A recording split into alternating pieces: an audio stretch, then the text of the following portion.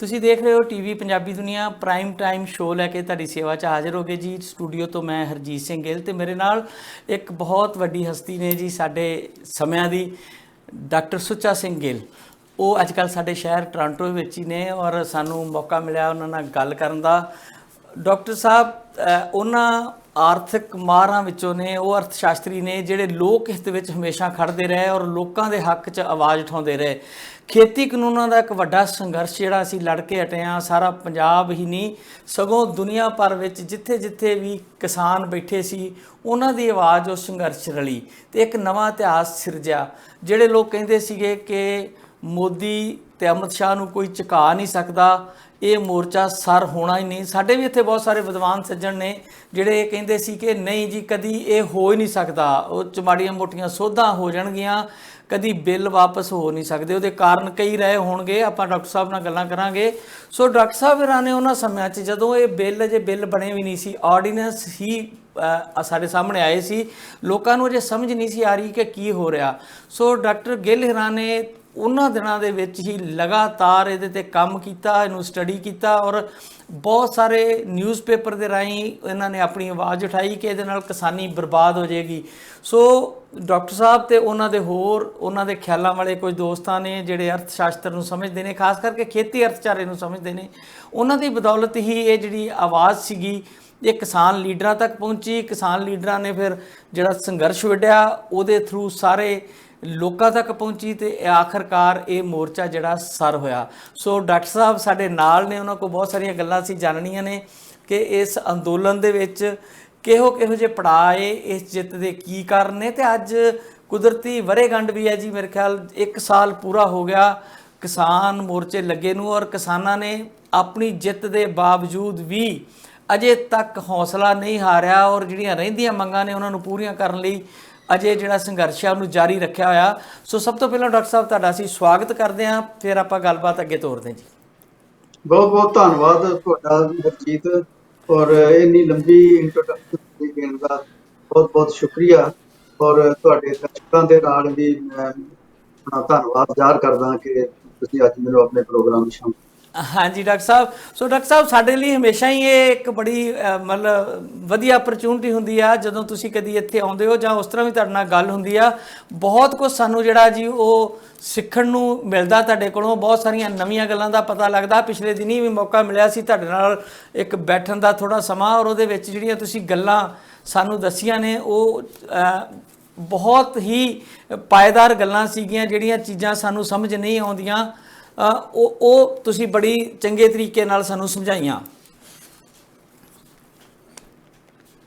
ਦੇਖੋ, ਇਹ ਜਿਹੜਾ ਕਿਸਾਨ ਮੋਰਚਾ ਹੈ ਇਹਦੀ ਵਿਲੱਖਣਤਾ ਇਸ ਗੱਲ 'ਚ ਹੈ ਕਿ ਜਦੋਂ ਆਰਡੀਨੈਂਸ ਆਏ ਨੇ ਤਾਂ ਉਸ ਤੋਂ ਬਾਅਦ ਨਾ ਸਿਰਫ ਬੁੱਧੀਜੀਵੀਆਂ ਨੇ ਇੱਥੇ ਕੰਮ ਕੀਤਾ, ਕਿਸਾਨ ਜਥੇਬੰਦੀਆਂ ਨੇ ਇਹਦੇ ਤੇ ਬਹੁਤ ਵੱਡੇ ਕਿਸਮ ਦਾ ਕੰਮ ਕੀਤਾ। ਪਹਿਲਾ ਕੰਮ ਤੇ ਕੀਤਾ ਕਿ ਆਰਡੀਨੈਂਸ ਜਿਹੜੇ ਸੀਗੇ ਇਹ ਅੰਗਰੇਜ਼ੀ ਵਿੱਚ ਸਨ ਤੇ ਉਹਨਾਂ ਨੇ ਟਰਾਂਸਲੇਸ਼ਨ ਕਰਕੇ ਪੰਜਾਬੀ ਦੇ ਵਿੱਚ ਉਹਨਾਂ ਨੂੰ ਤਰਜਮਾ ਕੀਤਾ।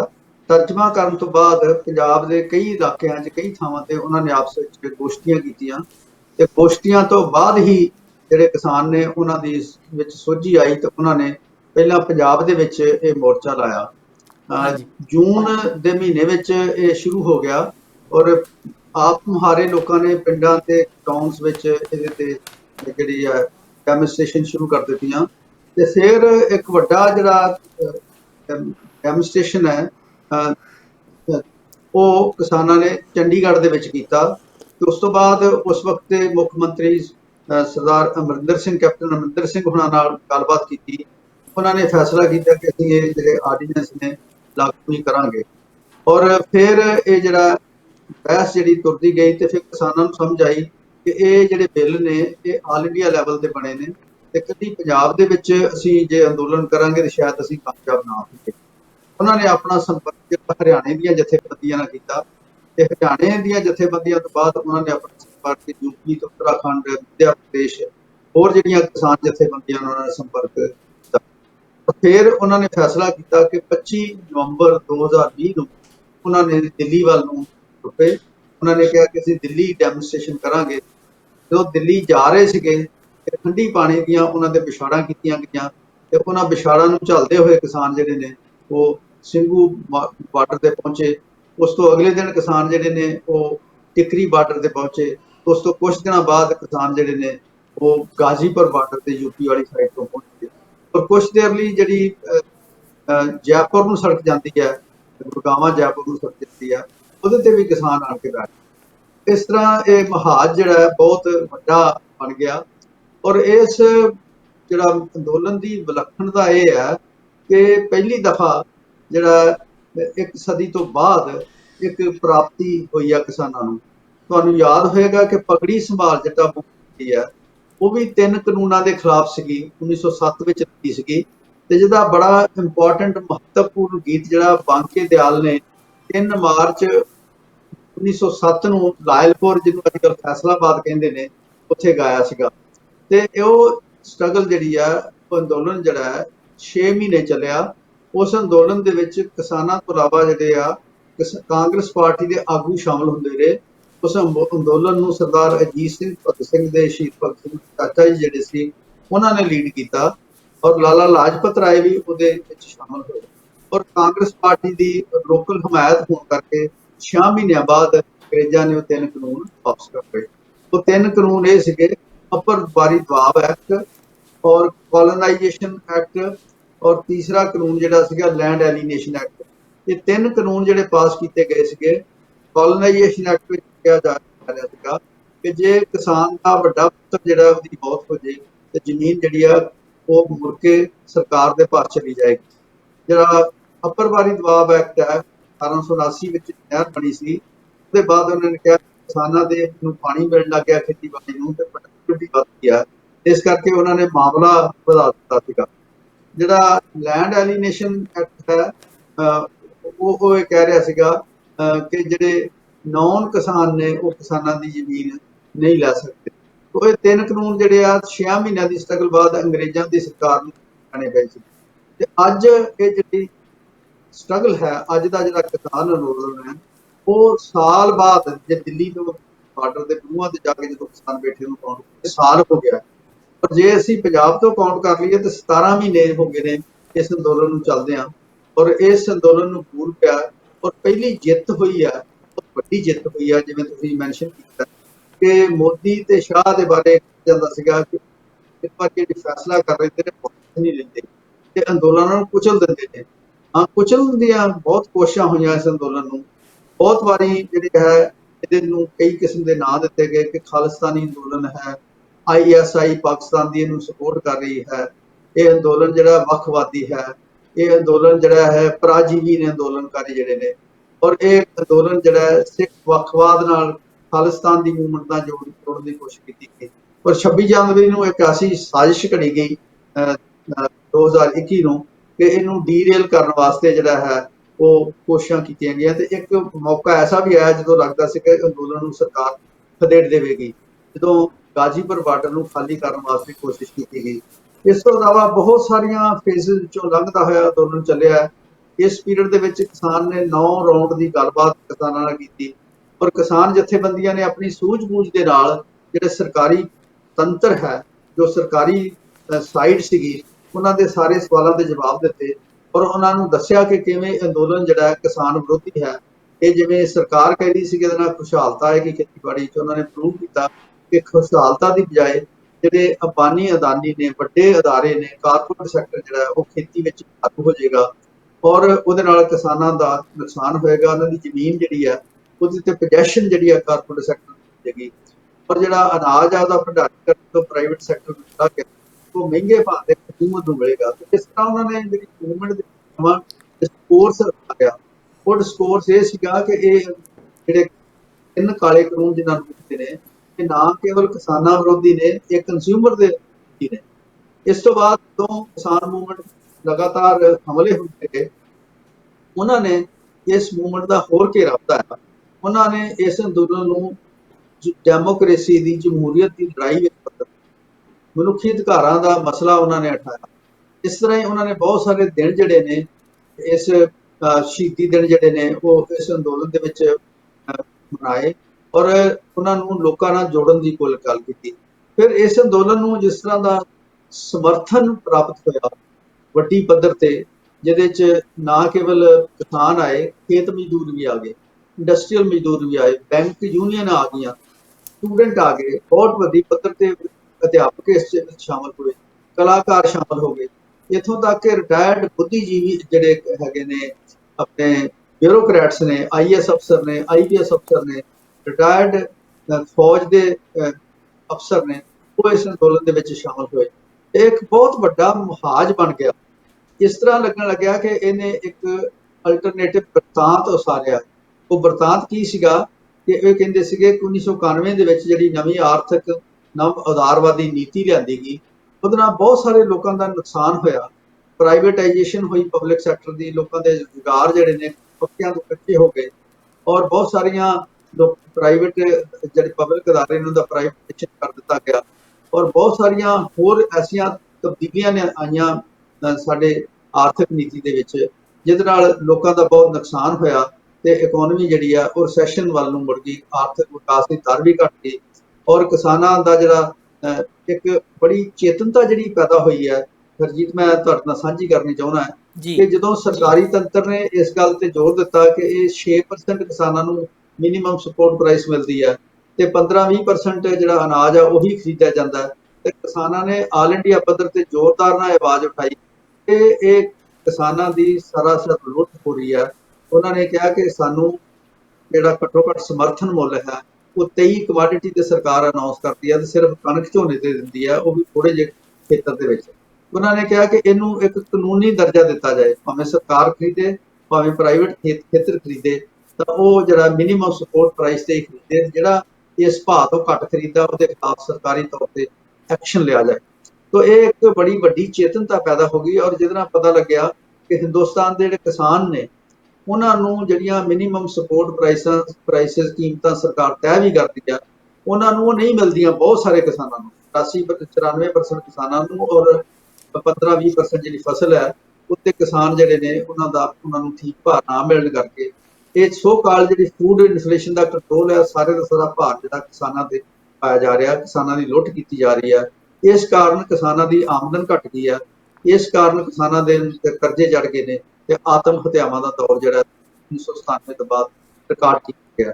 ਇਸ ਕਰਕੇ ਉਹਨਾਂ ਨੇ ਇੱਕ ਨਵਾਂ ਜਿਹੜਾ ਡਿਸਕੋਰਸ ਜਿਹੜਾ ਬਿਰਤਾਂਤ ਉਸਾਰਿਆ ਗੱਲਬਾਤ ਦਾ, ਉਹ ਇਹ ਉਸਾਰਿਆ ਕਿ ਕਿਸਾਨਾਂ ਨੂੰ ਜਿਹੜਾ ਉਹਨਾਂ ਦੀ ਫਸਲ ਦਾ ਠੀਕ ਮੁੱਲ ਮਿਲਣਾ ਚਾਹੀਦਾ ਹੈ, ਔਰ ਸਾਰੀਆਂ ਫਸਲਾਂ ਦਾ ਮੁੱਲ ਠੀਕ ਮਿਲਣਾ ਚਾਹੀਦਾ ਹੈ, ਔਰ ਕਿਸੇ ਨਾਲ ਜ਼ਿਆਦਤੀ ਨਹੀਂ ਹੋਣੀ ਚਾਹੀਦੀ। ਕਿਸਾਨ ਦੀ ਜ਼ਮੀਨ ਜਿਹੜੀ ਆ ਉਹਦੇ ਪਾਸ ਰਹਿਣੀ ਚਾਹੀਦੀ, ਉਹਨੂੰ ਕੰਟਰੈਕਟ ਫਾਰਮਿੰਗ ਰਾਹੀਂ ਆਪਣੀ ਜ਼ਮੀਨ ਦੇ ਉੱਤੇ ਇੱਕ ਮਜ਼ਦੂਰ ਨਹੀਂ ਬਣਨ ਦੇਣਾ ਚਾਹੀਦਾ, ਉਹਨੂੰ ਇੱਕ ਉਹਦੀ ਜਿਹੜੀ ਆਜ਼ਾਦੀ ਹੈ, ਆਰਥਿਕ ਸਮਾਜਿਕ ਆਜ਼ਾਦੀ ਜਿਹੜੀ ਆ, ਉਹਦੀ ਹੋਂਦ ਜਿਹੜੀ ਆ ਉਹ ਬਰਕਰਾਰ ਰੱਖਣੀ ਚਾਹੀਦੀ ਹੈ।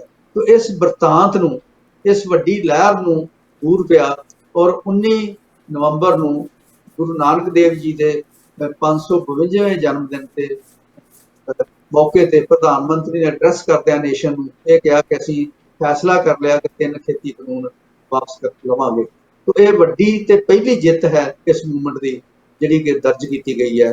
ਇਹ ਇਤਿਹਾਸਕ ਜਿੱਤ ਹੈ, ਔਰ ਇਹਦੇ ਨਾਲ ਬਹੁਤ ਸਾਰੀਆਂ ਹੋਰ ਜਿੱਤਾਂ ਜਿਹੜੀਆਂ ਨੇ ਦੁਨੀਆ ਦੇ ਦੂਜੇ ਇਲਾਕਿਆਂ ਦੇ ਵਿੱਚ ਤੇ ਹਿੰਦੁਸਤਾਨ ਦੇ ਵਿੱਚ ਆਉਣ ਵਾਲੇ ਸਮੇਂ ਦੇ ਵਿੱਚ। ਜੀ, ਅੱਛਾ ਡਾਕਟਰ ਸਾਹਿਬ, ਮੈਂ ਤੁਹਾਡੇ ਕੋਲ ਜਾਣਨਾ ਚਾਹੁੰਦਾ, ਸ਼ੁਰੂਆਤੀ ਦੌਰ 'ਚ ਜਦੋਂ ਮੈਂ ਜਿੱਦਾਂ ਜ਼ਿਕਰ ਕੀਤਾ ਕਿ ਆਰਡੀਨੈਂਸ ਹੀ ਅਜੇ ਆਏ ਸੀ, ਬਹੁਤ ਸਾਰੀਆਂ ਡਿਟੇਲਸ ਸਾਡੇ ਕੋਲ ਨਹੀਂ ਸੀ।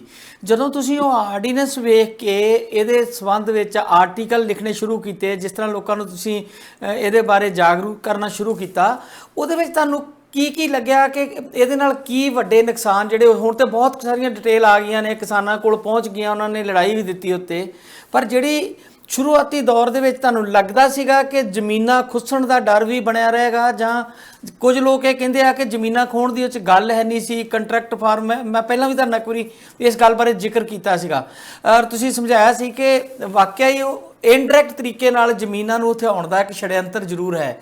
ਤੇ ਤੁਹਾਨੂੰ ਉਹ ਕਿਹੜੀ ਗੱਲ ਸਟ੍ਰਾਈਕ ਕੀਤੀ ਸੀਗੀ ਲਗਾਤਾਰ, ਜਿਸ ਤੋਂ ਤੁਸੀਂ ਲੋਕਾਂ ਵੱਲ ਨੂੰ ਇਹ ਗੱਲ ਸਮਝਾਉਣ ਦੀ ਕੋਸ਼ਿਸ਼ ਕੀਤੀ ਸੀਗੀ?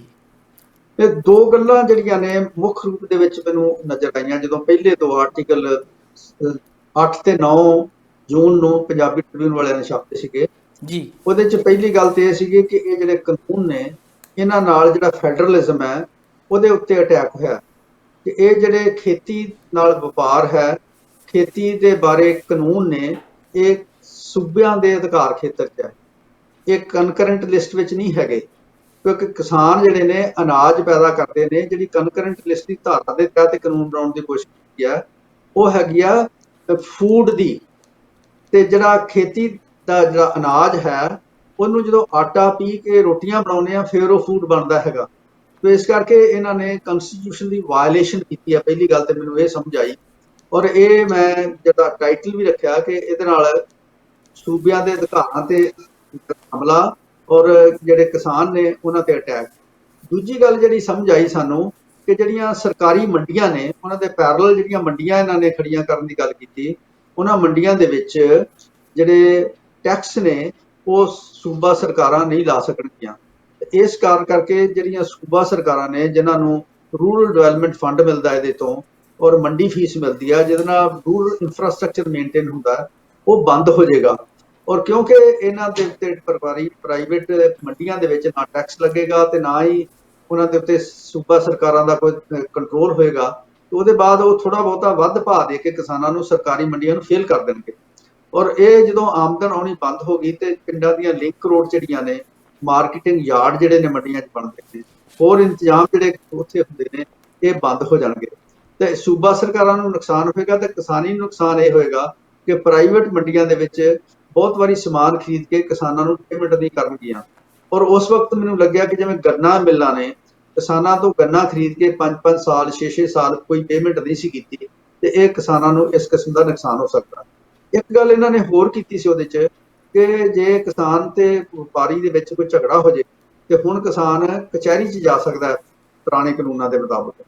ਇਹ 'ਚ ਇਹਨਾਂ ਨੇ ਫੈਸਲਾ ਕਰਤਾ ਕਿ ਸਰਕਾਰ ਜੇ ਤੇ ਕਿਸਾਨਾਂ ਦੇ ਵਿੱਚ ਤੇ ਜਿਹੜਾ ਖਰੀਦਦਾਰ ਹੈ ਉਹਦੇ 'ਚ ਝਗੜਾ ਹੋ ਜਾਏ ਤੇ ਕਿਸਾਨ ਕਚਹਿਰੀ 'ਚ ਨਹੀਂ ਜਾ ਸਕਣਗੇ, ਉਹ ਸਿਰਫ ਡੀਸੀ ਤੇ ਐਸਡੀਐਮ ਕੋਲ ਸ਼ਿਕਾਇਤ ਕਰਨਗੇ। ਤਾਂ ਸਾਨੂੰ ਲੱਗਿਆ ਕਿ ਜਿਹੜੇ ਐਸਡੀਐਮ ਤੇ ਡੀਸੀ ਨੇ ਉਹ ਪੈਸੇ ਵਾਲਿਆਂ ਨਾਲ ਖੜੇ ਹੁੰਦੇ ਨੇ, ਤੇ ਵੱਡੀਆਂ ਕੰਪਨੀਆਂ ਨੇ ਮੰਡੀਆਂ ਬਣਾਉਣੀਆਂ ਨੇ, ਤੇ ਜੋ ਵਿੱਚ ਆ ਗਏ ਤੇ ਕਿਸਾਨਾਂ ਦਾ ਘਪਲਾ ਕੀਤਾ ਤੇ ਉਹਨਾਂ ਨੇ ਉਹਨਾਂ ਦਾ ਹੀ ਸਾਥ ਦੇਣਾ ਹੈਗਾ। ਤੇ ਇਹ ਸਾਡਾ ਤਜਰਬਾ ਜਿਹੜਾ ਖੰਡ ਮਿਲਾਂ ਦਾ ਸੀਗਾ ਜਾਂ ਪੈਪਸੀ ਦਾ ਐਕਸਪੈਰੀਮੈਂਟ ਸੀਗਾ, ਉਹਦੇ ਤੋਂ ਸਾਡੇ ਧਿਆਨ ਦੇ ਵਿੱਚ ਇਸ ਤਰ੍ਹਾਂ ਦੀ ਗੱਲ ਸੀਗੀ। ਤੇ ਇਹ 2-3 ਗੱਲਾਂ ਅਸੀਂ ਕਾਫੀ ਜ਼ੋਰ ਨਾਲ ਕੀਤੀਆਂ। ਦੂਜੀ ਗੱਲ ਅਸੀਂ ਜ਼ੋਰ ਨਾਲ ਇਹ ਕੀਤੀ ਕਿ ਇਹ ਜਿਹੜਾ ਐਸੈਂਸ਼ੀਅਲ ਕਮੋਡਿਟੀ ਐਕਟ ਦੇ ਵਿੱਚ ਇਹਨਾਂ ਨੇ ਬਿਨਾਂ ਲਿਮਟ ਦੇ ਜਿਹੜੇ 3 ਕਿਸਮ ਦੇ ਲੋਕ ਨੇ, ਇੱਕ ਉਹ ਜਿਹੜੇ ਫੂਡ ਚੇਨ ਵਿੱਚ ਇਨਵੋਲਵਡ ਨੇ, ਫੂਡ ਪ੍ਰੋਸੈਸਿੰਗ 'ਚ ਇਨਵੋਲਵਡ ਨੇ, ਜਿਹੜੇ ਬਾਹਰ ਮਾਲ ਭੇਜਦੇ ਨੇ, ਐਕਸਪੋਰਟਰ ਨੇ, ਉਹਨਾਂ ਨੂੰ ਇਹਨਾਂ ਨੇ ਪਰਮਿਸ਼ਨ ਦੇ ਦਿੱਤੀ ਕਿ ਜਿੰਨਾ ਮਰਜ਼ੀ ਅਨਾਜ ਜਿਹੜਾ ਤੁਸੀਂ ਭੰਡਾਰੀਕਰਨ ਕਰ ਲਓ, ਤੇ ਭੰਡਾਰੀਕਰਨ ਤੋਂ ਬਾਅਦ ਤੁਸੀਂ ਜਿਹੜਾ ਅਨਾਜ ਆ ਉਹ 50% ਵੱਧ ਕੀਮਤ ਤੇ ਵੇਚ ਸਕਦੇ ਜੇ, ਔਰ ਜਿਹੜਾ ਫਰੂਟ ਤੇ ਵੈਜੀਟੇਬਲ ਹੈ ਉਹਨੂੰ 100% ਕੀਮਤ ਤੋਂ ਵੱਧ ਕੀਮਤ ਤੇ ਵੇਚ ਸਕਦੇ। ਤੇ ਸਾਨੂੰ ਲੱਗਿਆ ਕਿ ਕਾਨੂੰਨ ਸਿਰਫ ਕਿਸਾਨਾਂ ਦੇ ਖਿਲਾਫ ਨੇ, ਕਿ ਕਾਨੂੰਨ ਜਿਹੜੇ ਨੇ ਆਮ ਆਦਮੀ ਦੇ ਖਿਲਾਫ ਵੀ ਨੇ, ਜਿਹੜਾ ਵੀ ਫੂਡ ਗ੍ਰੇਨ ਖਰੀਦਦਾ ਹੈ ਜਾਂ ਫਰੂਟ ਤੇ ਵੈਜੀਟੇਬਲ ਖਰੀਦਦਾ ਹੈਗਾ। ਤਾਂ ਇਹ ਸਾਨੂੰ ਲੱਗਿਆ ਕਿ ਵੱਡੀ ਇੱਕ ਗੇਮ ਪਲਾਨ ਹੈ, ਜਿਹਦੇ 'ਚ ਕੰਜ਼ਿਊਮਰ ਜਿਹੜੇ ਨੇ ਉਹਨਾਂ ਨੂੰ ਵੀ, ਉਹਨਾਂ ਤੇ ਵੀ ਅਟੈਕ ਹੈ, ਕਿਸਾਨਾਂ ਦੇ ਵੀ ਅਟੈਕ ਹੈ। ਕਿਸਾਨਾਂ ਦਾ ਸਿੱਧਾ ਕਰਨਾ ਚਾਹੁੰਦੇ ਨੇ, ਔਰ ਕਿਸਾਨਾਂ ਨੂੰ ਕੰਟਰੈਕਟ ਦੇ ਤਹਿਤ 15-20 ਸਾਲ 25 ਸਾਲ ਤੱਕ ਆਪਣੀ ਜ਼ਮੀਨ ਦੇਣ ਤੋਂ ਬਾਅਦ ਇਹ ਕੰਪਨੀਆਂ ਫੈਸਲਾ ਕਰਨਗੀਆਂ ਕਿਹੜੀ ਫਸਲ ਬੀਜਣੀ ਆ, ਕਦੋਂ ਉਹਨੂੰ ਪਾਣੀ ਲਾਉਣਾ, ਕਿਹੜਾ ਬੀਜ ਲਾਉਣਾ ਦੇਣਾ ਹੈਗਾ।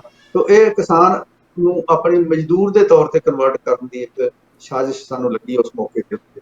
ਤੇ ਇਹ ਸਾਨੂੰ ਇਨੀਸ਼ੀਅਲ ਗੱਲਾਂ ਜਿਹੜੀਆਂ ਨੇ ਲੱਗੀਆਂ, ਤੇ ਇਸ ਦੇ ਉੱਤੇ ਅਸੀਂ ਕੁਝ ਅਧਿਐਨ ਕੀਤਾ, ਐਕਟ ਪੜ੍ਹੇ, ਐਕਟਾਂ ਨੂੰ ਫਿਰ ਅਸੀਂ ਪੰਜਾਬੀ ਦੇ ਵਿੱਚ ਉਹਦੇ ਤੇ ਆਰਟੀਕਲ ਲਿਖੇ, ਅੰਗਰੇਜ਼ੀ 'ਚ ਵੀ।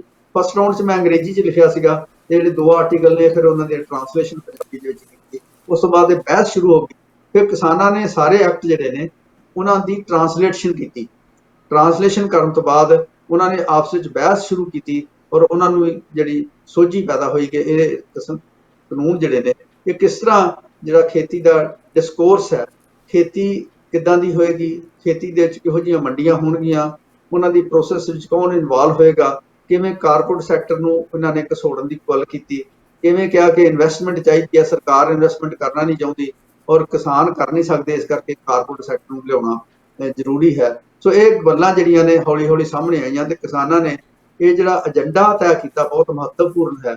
ਪਹਿਲੀ ਦਫਾ ਜਿਹੜਾ 1991 ਤੋਂ ਬਾਅਦ ਉਹਨਾਂ ਨੇ ਕਿਹਾ ਕਿ ਅਸੀਂ ਕਾਰਪੋਰੇਟ ਮਾਡਲ ਦੇ ਖਿਲਾਫ ਹਾਂ, ਕਾਰਪੋਰੇਟ ਮਾਡਲ ਆਫ ਡਿਵੈਲਪਮੈਂਟ ਦੇ ਖਿਲਾਫ ਹੈ, ਅਸੀਂ ਲੋਕ ਪੱਖੀ ਡਿਵੈਲਪਮੈਂਟ ਮਾਡਲ ਤੱਕ ਹੈ, ਤੇ ਅਸੀਂ ਕਿਸਾਨੀ ਦਾ ਜਿਹੜਾ ਕਿੱਤਾ ਹੈ ਉਹਨੂੰ ਬਚਾਉਣ ਦੇ ਹੱਕ ਵਿੱਚ ਹੈ। ਇਹ ਇੱਕ ਨਵਾਂ ਡਿਸਕੋਰਸ ਸਿਰਜਿਆ ਗਿਆ। ਉਸ ਡਿਸਕੋਰਸ ਦੇ ਵਿੱਚ ਬਹੁਤ ਸਾਰੀਆਂ ਗੱਲਾਂ ਹੋਰ ਜੁੜਦੀਆਂ ਗਈਆਂ ਤੇ ਇਹ ਡਿਸਕੋਰਸ ਬਿਲਡ ਕਰਨ ਦੇ ਵਿੱਚ ਮੈਂ ਸਮਝਦਾ ਕਿ 2-3 ਧਿਰਾਂ ਦਾ ਬਹੁਤ ਇੰਪੋਰਟੈਂਟ ਰੋਲ ਹੈ। ਸਭ ਤੋਂ ਵੱਡਾ ਰੋਲ ਤਾਂ ਕਿਸਾਨ ਜਥੇਬੰਦੀਆਂ ਨੇ, ਜਿਨ੍ਹਾਂ ਨੇ ਇਹਨਾਂ ਕਾਨੂੰਨਾਂ ਦੀ ਟਰਾਂਸਲੇਸ਼ਨ ਕੀਤੀ ਤੇ ਆਪਸ ਵਿੱਚ ਬਹਿਸਾਂ ਸ਼ੁਰੂ ਕੀਤੀਆਂ। ਦੂਜਾ ਹੈ ਕਿ ਬੁੱਧੀਜੀਵ ਵਰਗ ਦਾ ਜਿਹੜੇ ਫੈਲੋ ਇਕੋਨੋਮਿਸਟ ਨੇ, ਅਰਥ ਸ਼ਾਸਤਰੀ ਨੇ, ਮੈਂ ਨਹੀਂ ਮੇਰੇ ਹੋਰ ਸਾਥੀਆਂ ਨੇ ਵੀ ਇਹਨਾਂ ਉੱਤੇ ਆਰਟੀਕਲ ਲਿਖੇ, ਸਮਝ ਬਣਾਈ ਔਰ ਪੰਜਾਬੀ ਦੇ ਵਿੱਚ ਇਹਨਾਂ ਨੂੰ ਲਿਖਣ ਦੀ ਕੋਸ਼ਿਸ਼ ਕੀਤੀ। ਔਰ ਫਿਰ ਕੁਝ ਲੋਕਾਂ ਨੇ ਅੰਗਰੇਜ਼ੀ 'ਚ ਵੀ ਲਿਖਣ ਦੀ ਕੋਸ਼ਿਸ਼ ਕੀਤੀ ਤਾਂ ਕਿ ਜਿਹੜੇ ਦਿੱਲੀ ਦੇ ਅਰਥ ਸ਼ਾਸਤਰੀ ਨੇ, ਜਿਹੜੇ ਸਰਕਾਰ ਦੇ ਸਪੋਰਟਰ ਨੇ, ਉਹਨਾਂ ਦੇ ਵਿਊ ਪੁਆਇੰਟ 'ਚ ਇੱਕ ਕਾਊਂਟਰ ਵਿਊ ਪੁਆਇੰਟ ਬਿਲਡ ਕੀਤਾ ਜਾਵੇ। ਸੋ ਇਹ ਡਿਸਕੋਰਸ ਜਿਹੜਾ ਉਹ ਬਿਲਡ ਜਦੋਂ ਕੀਤਾ ਹੈ ਤਾਂ ਫਿਰ ਜਿਹੜੇ ਸਾਡੇ ਲੇਖਕ ਨੇ ਔਰ ਇਹਦੇ ਨਾਲ ਨਾਲ ਜਿਹੜੇ ਸਾਡੇ ਕਲਾਕਾਰ ਨੇ, ਜਿਨ੍ਹਾਂ ਨੇ ਕਵਿਤਾਵਾਂ ਲਿਖੀਆਂ, ਗੀਤ ਲਿਖੇ, ਤੇ ਇਹ ਸੋਝੀ ਪੈਦਾ ਕਰਨ ਦੇ ਵਿੱਚ ਮੈਂ ਸਮਝਦਾ ਕਿ ਬਹੁਤ ਸਾਰੇ ਲੋਕਾਂ ਦਾ ਰੋਲ ਹੈ। ਔਰ ਇਹਦੇ 'ਚ ਮੈਂ ਸਮਝਦਾ ਕਿ ਪਹਿਲੀ ਦਫਾ ਜਿਹੜੀਆਂ ਔਰਤਾਂ ਨੇ ਵੱਡੀ ਗਿਣਤੀ ਦੇ ਵਿੱਚ ਔਰ ਜਿਹੜੇ ਨੌਜਵਾਨ ਨੇ ਵੱਡੀ ਗਿਣਤੀ ਵਿੱਚ ਸ਼ਾਮਲ ਹੋਏ, ਉਹਨੇ ਪੰਜਾਬ ਦਾ ਅਕਸ ਬਦਲਤਾ ਔਰ ਉਹਨੇ ਹਿੰਦੁਸਤਾਨ ਦੇ ਬਾਕੀ ਲੋਕਾਂ ਨੂੰ ਵੀ ਇਹਦੇ ਨਾਲ ਜਿਹੜਾ ਲੈਣ ਦੀ ਕਿਰਤ ਪਾਈ ਹੈ। ਇੱਕ ਵੱਡਾ ਮਹਾਜ ਜਿਹੜਾ ਸਿਰਜਿਆ ਹੈਗਾ ਔਰ ਮੈਂ ਸਮਝਦਾ ਕਿ ਉਹਨੇ ਅੱਜ ਸਾਨੂੰ ਇੱਕ ਵੱਡੀ ਜਿਹੜੀ ਜਿੱਤ ਦਿੱਤੀ ਹੈ। ਔਰ ਉਹ ਜਿੱਤ ਉਹਨਾਂ ਲੋਕਾਂ ਕੋਲ ਪ੍ਰਾਪਤ ਹੋਈ ਹੈ ਜਿਹੜੇ ਆਪਣੇ ਆਪ ਨੂੰ ਜਿੱਤ ਸਮਝਦੇ ਸੀ, ਬੜੇ ਹੈਂਕੜਬਾਜ਼ ਸੀਗੇ, ਜਿਨ੍ਹਾਂ ਨੂੰ ਆਪਣੀ ਤਾਕਤ ਦੇ ਉੱਤੇ ਬਹੁਤ ਘਮੰਡ ਸੀਗਾ। ਤੇ ਅੱਜ ਘਮੰਡ ਟੁੱਟ ਕੇ ਜਿਹੜਾ ਹੈਗਾ ਕਿਸਾਨਾਂ ਨੂੰ ਇੱਕ ਕਾਨੂੰਨ ਵਾਪਸ ਦੇਣ ਦੀ ਗੱਲ ਜਿਹੜੀ ਹੈ ਉਹਦਾ ਐਲਾਨ ਹੋਇਆ।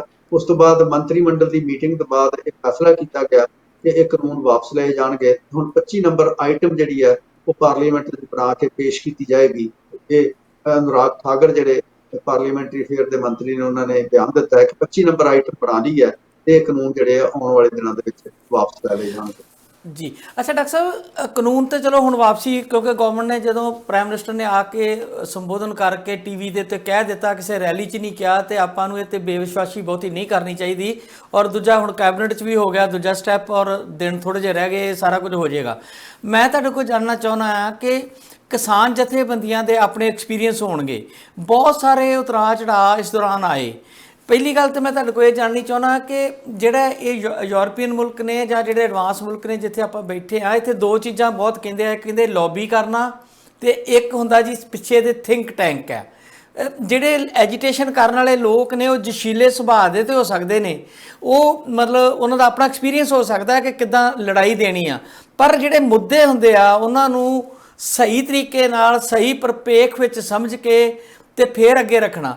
ਦੂਜੇ ਪਾਸੇ IAS ਦੀ ਵੱਡੀ ਲੌਬੀ, ਜਿਹੜੇ ਮੰਤਰੀ ਬਣੇ ਆ, ਜਿਹੜੇ ਲੋਕ ਸਿਆਸੀ ਲੋਕ ਨੇ, ਉਹ ਬੜੇ ਸ਼ਾਤਰ ਤਰ੍ਹਾਂ ਦੇ ਲੋਕ ਹੁੰਦੇ ਆ, ਤੇ ਕਿਸਾਨ ਲੀਡਰ ਜਿਹੜੇ ਆ ਜਾਂ ਆਮ ਕਿਸਾਨ ਜਿਹੜਾ ਬੜਾ ਸਿੱਧਾ ਸਾਦਾ ਮੰਨਿਆ ਜਾਂਦਾ।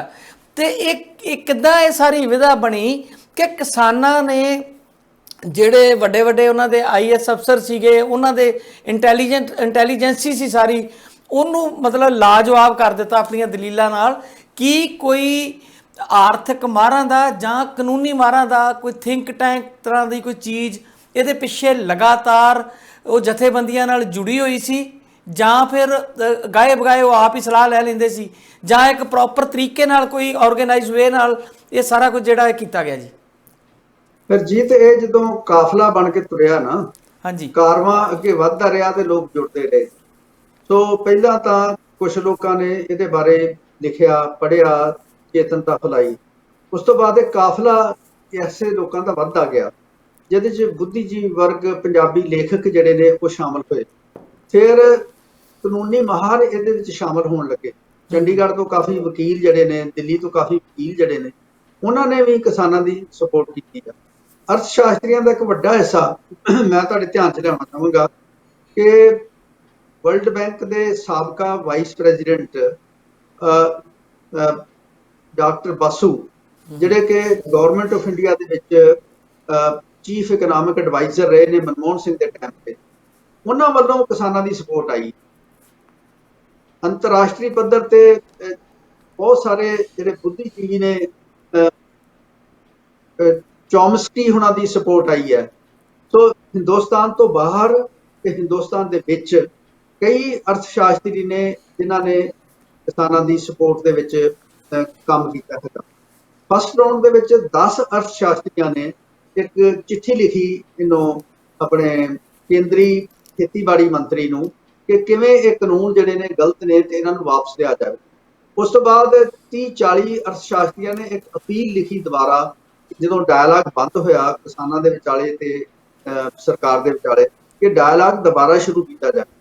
ਇਸ ਤੋਂ ਬਾਅਦ ਮੇਰੇ ਕੋਲ ਕਈ ਲਿਸਟ ਹੈ ਇਕੋਨੋਮਿਸਟਾਂ ਦੀ ਜਿਨ੍ਹਾਂ ਨੇ ਵੱਡੀ ਪੱਧਰ ਤੇ ਸਟੱਡੀ ਕੰਡਕਟ ਕੀਤੀਆਂ ਨੇ ਕਿ ਇਹ ਕਿਵੇਂ ਕਾਨੂੰਨ ਜਿਹੜੇ ਨੇ ਇਹ ਕਿਸਾਨੀ ਦੇ ਖਿਲਾਫ ਨੇ, ਵਿੱਚ ਨਹੀਂ ਹਨ।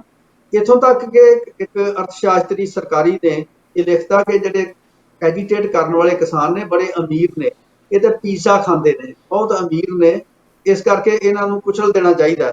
ਤੇ ਸਾਡੇ ਅਰਥਸ਼ਾਸਤਰੀਆਂ ਨੇ ਡੇਟਾ ਇਕੱਠਾ ਕੀਤਾ ਕਿ ਜਿਹੜੇ 600 ਉਸ ਵਕਤ ਤੱਕ ਕਿਸਾਨਾਂ ਦੇ ਜਾਂ ਸ਼ਹੀਦੀਆਂ ਹੋਈਆਂ ਨੇ, ਤੇ ਉਹਨਾਂ ਦਾ ਡੇਟਾ ਜਦੋਂ ਇਕੱਠਾ ਕੀਤਾ ਤਾਂ ਉਹਨਾਂ ਨੇ ਦੇਖਿਆ ਕਿ ਇਹ ਬਹੁਤ ਸਾਰੇ ਛੋਟੇ ਕਿਸਾਨ ਨੇ ਜਿਨ੍ਹਾਂ ਦੀ ਐਵਰੇਜ ਹੋਲਡਿੰਗ 3 ਏਕੜ ਤੋਂ ਘੱਟ ਹੈ। ਔਰ ਇਹਦੇ ਚੋਂ ਕਾਫੀ ਐਸੇ ਲੋਕਾਂ ਦੀ ਡੈਥ ਹੋਈ ਹੈ ਜਿਹੜੇ ਕਿਸਾਨ ਵੀ ਨਹੀਂ ਸੀਗੇ, ਠੇਕੇ ਤੇ ਲੈ ਕੇ ਕਿਸਾਨ ਸੀਗੇ ਲੇਕਿਨ ਠੇਕੇ ਤੇ ਲੈ ਕੇ ਬੇਜ਼ਮੀਨ ਕਿਸਾਨ ਸੀ, ਖੇਤੀ ਕਰਦੇ ਸੀਗੇ। ਸੋ ਗਰੀਬ ਕਿਸਾਨਾਂ ਦੀ ਮੂਵਮੈਂਟ ਹੈ, ਉਹਨਾਂ ਨੇ ਇੱਕ ਡਿਸਕੋਰਸ ਜਿਹੜਾ ਸਰਕਾਰ ਵੱਲੋਂ ਚਲਾਇਆ ਗਿਆ ਅਟੈਕ ਹੈ ਉਹਦਾ ਜਵਾਬ ਦੇਣ ਦੀ ਕੋਸ਼ਿਸ਼ ਕੀਤੀ, ਇੰਪੀਰੀਕਲ ਡੇਟਾ ਵੀ ਦਿੱਤਾ। ਫਿਰ ਇਸੇ ਤਰ੍ਹਾਂ ਬਿਹਾਰ ਮਾਡਲ ਜਿਹੜਾ ਪੇਸ਼ ਕੀਤਾ ਜਾ ਰਿਹਾ ਸੀਗਾ ਕਿ ਉੱਥੇ ਸਰਕਾਰੀ ਮੰਡੀਆਂ ਖਤਮ ਕਰਤੀਆਂ 2006 ਦੇ ਵਿੱਚ, ਉਹ ਵੀ ਇੱਕ ਡਿਸਕੋਰਸ ਸਾਡੇ ਅਰਥ ਸ਼ਾਸਤਰੀਆਂ ਨੇ ਉਲਟ ਬਿਲਡ ਕੀਤਾ ਕਿ ਕਿਵੇਂ ਉਹ ਮੰਡੀਆਂ ਖਤਮ ਹੋਣ ਤੋਂ ਬਾਅਦ ਉੱਥੇ ਅਨਾਜ ਜਿਹੜਾ 400 500 600 ਰੁਪਏ ਕੁਇੰਟਲ ਮਿਨੀਮਮ ਸਪੋਰਟ ਪ੍ਰਾਈਸ ਤੋਂ ਘੱਟ ਰਿਹਾ, ਤੇ ਕਿਵੇਂ ਪ੍ਰਾਈਵੇਟ ਸੈਕਟਰ ਨੇ ਲੁੱਟ ਕੀਤੀ ਆ ਉੱਥੇ ਕੋਈ ਮਾਡਰਨ ਮਾਰਕੀਟਸ ਬਿਲਡ ਦੀ, ਕਿਵੇਂ ਫੂਡ ਚੇਨ ਨਹੀਂ ਬਿਲਡ ਕੀਤੀਆਂ, ਪ੍ਰੋਸੈਸਿੰਗ ਨਹੀਂ ਬਿਲਡ ਕੀਤੀ, ਕੋਈ ਇਨਵੈਸਟਮੈਂਟ ਨਹੀਂ ਕੀਤੀ। तो ये जो डिस्कोर्स है ये लोग आप ही जुड़ते गए और किसानों उस तरह सपोर्ट करते गए और किसान जिहड़े ने वो जागरूक ने। और दूसरी गल मैं तुहाडे नाल हरजीत करनी चाहुंदा कि साडी जिहड़ी किसान जथेबंदियां दे लीडर ने वो पुराने किस्म के अनपढ़ किसान नहीं हैगे, इह डॉक्टर भी ने, इह बहुत पढ़े लिखे भी ने, यूनिवर्सिटियां चों पढ़े लिखे विद्यार्थी ने साडे पुराने जिहड़े इस मूवमेंट नूं लीड कर रहे हैं।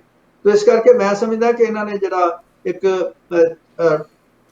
ਜਿਹੜਾ ਆਰਗੈਨਿਕ ਇੰਟੈਲੈਕਚੁਅਲ ਜਿਨ੍ਹਾਂ ਨੂੰ ਕਹਿ ਦਿੰਦੇ ਨੇ ਆਪਾਂ, ਗ੍ਰਾਮਸੀ ਜਿਨ੍ਹਾਂ ਨੂੰ ਆਰਗੈਨਿਕ ਇੰਟੈਲੈਕਚੁਅਲ ਕਹਿੰਦਾ ਹੈ, ਕਿ ਉਹ ਮੂਵਮੈਂਟ ਨੂੰ ਲੀਡ ਵੀ ਕਰਦੇ ਨੇ, ਉਹ ਇੱਕ ਆਪ ਬੁੱਧੀਜੀਵੀ ਬਣ ਗਏ ਨੇ, ਬਹੁਤ ਸਿਆਣੇ ਨੇ। ਇਸੇ ਕਰਕੇ ਉਹ ਜਿਹੜੀਆਂ ਬਹੁਤ ਸਾਰੀਆਂ ਮੀਟਿੰਗਾਂ ਦੇ ਵਿੱਚ ਜਿਹੜੇ ਸਰਕਾਰੀ ਪੱਧਰ ਹੈ ਉਹਨਾਂ ਨੂੰ ਬਾਦਲੀਲ ਜਵਾਬ ਦਿੰਦੇ ਰਹੇ ਨੇ, ਔਰ ਉਹ ਜਿਹੜੇ ਨੇ ਕਿਸਾਨਾਂ ਨੂੰ ਕਨਵਿੰਸ ਨਹੀਂ ਕਰ ਸਕੇ। ਕਿਸਾਨ ਉਹਨਾਂ ਨੂੰ ਕਨਵਿੰਸ ਕਰ ਦਿੰਦੇ ਸੀਗੇ, ਉਹ ਫਿਰ ਕਹਿੰਦੇ ਸੀ ਮੀਟਿੰਗ ਸਸਪੈਂਡ ਕਰਕੇ ਅਸੀਂ ਪਿੱਛੋਂ ਪੁੱਛਣ ਜਾਂਦੇ ਆ, ਫਿਰ ਪੁੱਛ ਕੇ ਦੁਬਾਰਾ ਆਉਂਦੇ ਸੀ ਕਿਸਾਨ, ਫਿਰ ਉਹਨਾਂ ਮੀਟਿੰਗਾਂ ਦੇ ਵਿੱਚ ਬਾਦਲੀਲ ਜਵਾਬ ਦਿੰਦੇ ਰਹੇ। ਸੋ ਇਸ ਕਰਕੇ ਮੈਂ ਸਮਝਦਾ ਕਿ ਜਿਹੜੇ ਲੋਕ ਆਪ ਮੁਹਾਰੇ ਜਿਵੇਂ ਵਕੀਲ ਨੇ, ਅਰਥ ਸ਼ਾਸਤਰੀ ਨੇ, ਇਹਨਾਂ ਨੂੰ ਡੇਟਾ ਵੀ ਦਿੰਦੇ ਰਹੇ, ਸਪੋਰਟ ਵੀ ਕਰਦੇ ਰਹੇ, ਔਰ ਕਿਸਾਨ ਜਿਹੜੇ ਨੇ ਉਹ ਸਪੋਰਟ ਲੈ ਕੇ ਗਾਂ ਚੱਲਦੇ ਰਹੇ। ਔਰ ਇਸ ਮੂਵਮੈਂਟ ਦਾ ਇੱਕ ਵਿਲੱਖਣ ਪੱਖ ਇਹ ਸੀਗਾ ਕਿ ਮੂਵਮੈਂਟ ਬੜੀ ਪੀਸਫੁਲ ਸੀਗੀ, ਔਰ ਇਹ ਮੂਵਮੈਂਟ ਜਿਹੜੀ ਸੀਗੀ ਇਹਦੇ ਵਿੱਚ ਭਾਈਚਾਰਾ ਬਹੁਤ ਤਕੜਾ ਸੀਗਾ ਕਿ ਜੇ ਕਿਸੇ ਨੇ ਅਟੈਕ ਵੀ ਕੀਤਾ ਤੇ ਇਹਨਾਂ ਨੇ ਉੱਤੇ ਦੁਬਾਰਾ ਕਾਊਂਟਰ ਅਟੈਕ ਨਹੀਂ ਕੀਤਾ। ਉਹਨੂੰ ਲੰਗਰ ਲਾਏ ਨੇ, ਉਹਨਾਂ ਨੂੰ ਫੀਡ ਕਰਦੇ ਰਹੇ ਨੇ, ਲੋਕਲ ਆਬਾਦੀ ਨਾਲ ਜੁੜ ਕੇ ਡਾਕਟਰਾਂ ਨੇ ਕੈਂਪ ਲਾਏ ਨੇ, ਉਹਨਾਂ ਕੈਂਪਾਂ ਦੇ ਵਿੱਚ ਜਿੱਥੇ ਕਿਸਾਨਾਂ ਨੂੰ ਮੁਫਤ ਸਿਹਤ ਸੇਵਾਵਾਂ ਮਿਲਦੀਆਂ ਰਹੀਆਂ ਨੇ, ਉੱਥੇ ਲੋਕਲ ਆਬਾਦੀ ਨੂੰ ਵੀ ਸੇਵਾਵਾਂ ਮਿਲਦੀਆਂ ਰਹੀਆਂ ਨੇ। ਸੋ ਇੱਕ ਕਾਰਵਾਂ ਬਣਿਆ ਬਹੁਤ ਵੱਡਾ, ਔਰ ਉਸ ਕਾਰਵਾਂ ਦੇ ਵਿੱਚ ਬਹੁਤ ਸਾਰੇ ਲੋਕ ਜਿਹੜੇ ਨੇ ਬੋਲ ਨਹੀਂ ਰਹੇ ਜਾਂ ਬੋਲ ਨਹੀਂ ਸਕਦੇ, ਜਿਨ੍ਹਾਂ ਦੀ ਆਵਾਜ਼ ਬੰਦ ਕਰ ਦਿੱਤੀ ਜਾਂਦੀ ਹੈ। ਜਿਵੇਂ ਜਿਹੜੇ ਮਜ਼ਦੂਰਾਂ ਦੇ ਪ੍ਰਤੀ ਜਿੰਨੇ ਕਾਨੂੰਨ ਪਾਸ ਕੀਤੇ ਸੀਗੇ 1947 ਤੋਂ ਬਾਅਦ ਜਾਂ 1947 ਤੋਂ ਪਹਿਲਾਂ, ਉਹਨਾਂ ਨੇ ਤੋੜ ਮਰੋੜ ਕੇ 4 ਲੇਬਰ ਕੋਡ ਵਿੱਚ ਪੇਸ਼ ਕਰ ਦਿੱਤਾ। ਮਜ਼ਦੂਰ ਬਹੁਤ ਦੁਖੀ ਨੇ, ਮਜ਼ਦੂਰ ਜਥੇਬੰਦੀਆਂ ਬਹੁਤ ਦੁਖੀ ਸੀ, ਉਹਨਾਂ ਦੀ ਆਵਾਜ਼ ਨੂੰ ਕੋਈ ਸੁਣਦਾ ਨਹੀਂ ਸੀਗਾ। ਬੈਂਕ ਮੁਲਾਜ਼ਮ ਆਣ ਕੇ ਜੁਆਇਨ ਕਰ ਗਏ, ਤੋਂ ਇਹ ਬਹੁਤ ਸਾਰੀਆਂ ਔਰਤਾਂ ਦੀਆਂ ਜਥੇਬੰਦੀਆਂ ਜੁਆਇਨ ਕਰ ਗਈਆਂ, ਇੰਟੈਲੈਕਚੁਅਲ ਜੁਆਇਨ ਕਰਕੇ, ਵਕੀਲ ਜੁਆਇਨ ਕਰਕੇ। ਸੋ ਇਸ ਕਰਕੇ ਜਿਹੜਾ ਵਰਤਾਂਤ ਬਣਿਆ ਉਹ 'ਚ ਬਹੁਤ ਸਾਰੇ ਪਾਤਰ ਨੇ ਜਿਨ੍ਹਾਂ ਦੀ ਸ਼ਮੂਲੀਅਤ ਹੋਈ ਆ, ਗਾਣੇ ਬਣੇ ਨੇ, ਕਵਿਤਾਵਾਂ ਲਿਖੀਆਂ ਨੇ ਲੋਕਾਂ ਨੇ, ਕਹਾਣੀਆਂ ਲਿਖੀਆਂ ਨੇ, ਡਰਾਮੇ ਲਿਖੇ ਨੇ। ਫਿਰ ਈਵਨ ਉੱਥੇ ਟਰਾਲੀ ਟਾਈਮਜ਼ ਅਖਬਾਰ ਕੱਢਿਆ ਗਿਆ ਜਿਹੜਾ ਤਾਂ ਕਿ ਸਰਕਾਰੀ ਵਿਊ ਪੁਆਇੰਟ ਨੂੰ ਕਾਊਂਟਰ ਵਿਊ ਪੁਆਇੰਟ ਬਣਾਇਆ ਜਾਏ, ਜਿਹੜਾ ਗੋਦੀ ਮੀਡੀਆ ਜਿਹਨੂੰ ਕਿਹਾ ਜਾਂਦਾ ਹੈ। ਸਰਕਾਰੀ ਤੰਤਰ ਜਿਹਦੇ ਤੇ ਬਹੁਤ ਨਿਰਭਰ ਕਰਦਾ ਸੀ, ਜਿਹੜਾ ਕਾਰਪੋਰੇਟ ਮੀਡੀਆ ਉਹਨੂੰ ਕਾਊਂਟਰ ਇੱਕ ਅਖਬਾਰ ਕੱਢ ਕੇ ਵੀ ਕੀਤਾ ਗਿਆ। ਫਿਰ ਸੋਸ਼ਲ ਮੀਡੀਆ ਤੇ ਬਹੁਤ ਸਪੋਰਟ ਆਈ ਹੈ। ਸੋ ਇਹ ਸਾਰੀਆਂ ਗੱਲਾਂ ਜਿਹੜੀਆਂ ਨੇ ਦੱਸਦੀਆਂ ਨੇ ਕਿ ਬਹੁਤ ਸਾਰੇ ਲੋਕ ਜਿਹੜੇ ਬੇਸ਼ੱਕ ਆਰਗੇਨਾਈਜ਼ ਤੌਰ ਤੇ ਇਹਨਾਂ ਦੇ ਨਾਲ ਨਾ ਜੁੜੇ ਲੇਕਿਨ ਇਸ ਮੂਵਮੈਂਟ ਦੇ ਨਾਲ ਜੁੜ ਗਏ, ਤੇ ਇਸ ਕਰਕੇ ਮੂਵਮੈਂਟ ਜਿਹੜੀ ਹੈ ਉਹਨੇ ਇੱਕ ਵਰਤਾਂਤ ਉਸਾਰਿਆ ਤੇ ਅੱਜ ਉਸ ਵਰਤਾਂਤ ਦੀ ਜਿੱਤ ਹੋਈ ਹੈ। ਜੀ ਕਿਸਾਨਾਂ ਦੀ ਜਿੱਤ ਦੇ ਨਾਲ ਇੱਕ ਨਵੇਂ ਬਰਤਾਂਤ ਦੀ ਜਿੱਤ ਹੋਈ ਹੈ।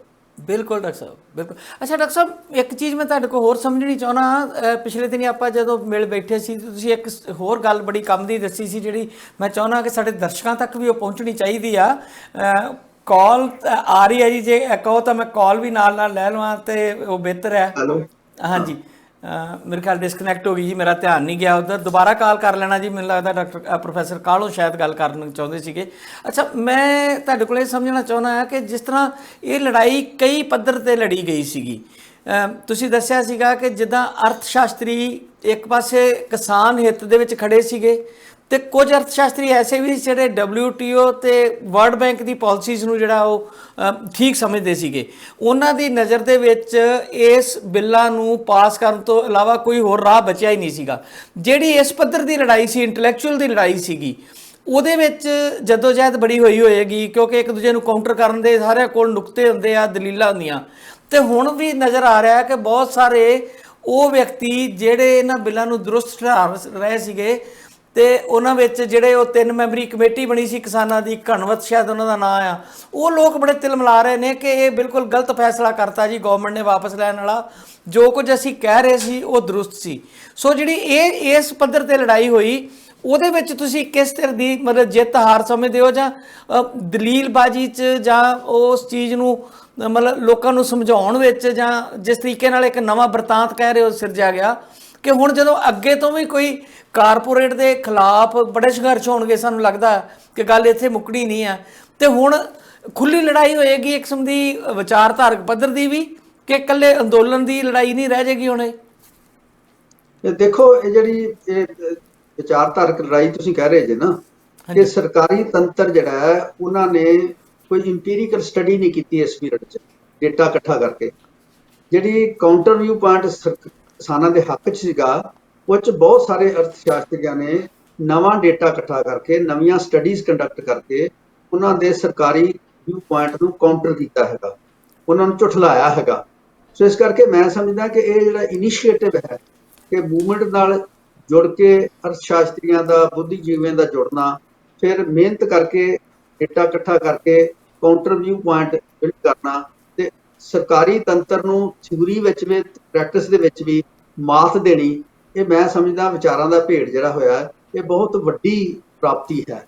ਕਿਉਂਕਿ 2014 ਤੋਂ ਬਾਅਦ ਜਦੋਂ ਦੀ ਮੋਦੀ ਸਰਕਾਰ ਬਣੀ ਹੈ, ਜੋ ਮੋਦੀ ਸਰਕਾਰ ਨੇ ਫੈਸਲੇ ਕੀਤੇ ਨੇ, ਭਾਵੇਂ ਨੋਟਬੰਦੀ ਕੀਤੀ ਹੈ, ਭਾਵੇਂ ਜਿਹੜਾ ਨੈਸ਼ਨਲ ਰਜਿਸਟਰ ਆਫ ਸਿਟੀਜ਼ਨ ਬਣਾਉਣ ਦੀ ਗੱਲ ਕੀਤੀ ਹੈ, ਜਾਂ NRR ਦੀ ਗੱਲ ਕੀਤੀ ਹੈ, ਜਾਂ ਧਾਰਾ 370 ਖਤਮ ਕਰਨ ਦੀ ਕੀਤੀ ਹੈ, ਜਿਵੇਂ JNU ਤੇ ਅਟੈਕ ਹੋਇਆ, ਇਹਨੂੰ ਕਾਊਂਟਰ ਵਿਊ ਪੁਆਇੰਟ ਬਿਲਡ ਨਹੀਂ ਕਰ ਸਕੇ। ਇਸ ਮੂਵਮੈਂਟ ਦੀ ਪ੍ਰਾਪਤੀ ਹੈ ਕਿ ਸਰਕਾਰੀ ਵਿਊ ਪੁਆਇੰਟ ਦੇ ਖਿਲਾਫ ਇੱਕ ਕਾਊਂਟਰ ਵਿਊ ਪੁਆਇੰਟ ਜਿਹੜਾ ਹੈ, ਥਿਊਰੀ ਦੇ ਹਿਸਾਬ ਨਾਲ ਵੀ, ਆਰਥਿਕ ਥਿਊਰੀ ਦੇ ਹਿਸਾਬ ਨਾਲ ਵੀ, ਔਰ ਇੰਪੀਰੀਕਲ ਐਵੀਡੈਂਸ ਜਿਹੜੇ ਤੱਥ ਇਕੱਠੇ ਕਰਕੇ ਉਹ ਜਿਹੜੇ ਪੇਸ਼ ਕੀਤੇ ਗਏ ਨੇ, ਮੈਂ ਸਮਝਦਾ ਕਿ ਬਹੁਤ ਵੱਡੀ ਜਿਹੜੀ ਹੈ ਇੰਟੈਲੈਕਚੁਅਲ ਜਿਹੜੀ ਆ ਡਿਵੈਲਪਮੈਂਟ ਹੋਈ ਆ ਇਸ ਖਿੱਤੇ ਦੇ ਵਿੱਚ। ਇੱਕ ਮਾਡਲ ਬਣ ਗਿਆ ਦੁਨੀਆ ਦੇ ਦੂਜੇ ਦੇਸ਼ਾਂ ਦੇ ਵਿੱਚ ਵੀ, ਜਿਹੜਾ ਮੂਵਮੈਂਟਾਂ ਨੂੰ ਸਪੋਰਟ ਕਰਨ ਵਾਸਤੇ ਬੁੱਧੀਜੀਵੀ ਵਰਗ ਜਿਹੜਾ ਨਾਲ ਜੁੜੇਗਾ ਆਉਣ ਵਾਲੇ ਦਿਨਾਂ ਦੇ ਵਿੱਚ। ਔਰ ਆਉਣ ਵਾਲੇ ਦਿਨਾਂ ਦੇ ਵਿੱਚ ਮੈਨੂੰ ਲੱਗਦਾ ਕਿ ਜਿਵੇਂ ਤੁਸੀਂ ਗੱਲ ਕੀਤੀ ਹੈ ਕਿ ਅਸ਼ੋਕ ਗੁਲਾਟੀ ਜਿਹੜੇ ਕਿ ਇਹਨਾਂ ਕਾਨੂੰਨਾਂ ਦੇ ਡਰਾਫਟ ਕਰਨ ਵਾਲੇ ਵਿੱਚੋਂ ਸੀਗੇ, ਔਰ ਜਿਹੜੀ ਕਮੇਟੀ ਦੇ ਮੈਂਬਰ ਸੀ ਸੁਪਰੀਮ ਕੋਰਟ ਨੇ ਬਣਾਈਆਂ, ਤੇ ਅਨਿਲ ਘਣਵਤ ਜਿਹੜੇ ਨੇ ਉਹ ਤੀਸਰਾ ਇੱਕ ਹੋਰ ਨਾਂ ਹੈ, ਉਹਨਾਂ ਨੇ ਹੁਣ ਚਿੱਠੀ ਲਿਖੀ ਹੈ ਸੁਪਰੀਮ ਕੋਰਟ ਨੂੰ ਕਿ ਉਹਨਾਂ ਦੀ ਰਿਪੋਰਟ ਪਬਲਿਸ਼ ਕੀਤੀ ਜਾਏ। ਉਹ ਇਹ ਕਲੇਮ ਕਰ ਰਹੇ ਨੇ ਕਿ ਉਹਨਾਂ ਨੇ ਬੜੇ ਲੋਕਾਂ ਨਾਲ ਗੱਲ ਕੀਤੀ ਹੈ, ਪਰ ਸੰਯੁਕਤ ਕਿਸਾਨ ਮੋਰਚਾ ਨੇ ਉਹਨਾਂ ਨਾਲ ਕੋਆਪਰੇਟ ਨਹੀਂ ਕੀਤਾ। ਉਹ ਅਜੇ ਵੀ ਤਿਲ ਮਿਲਾ ਰਹੇ।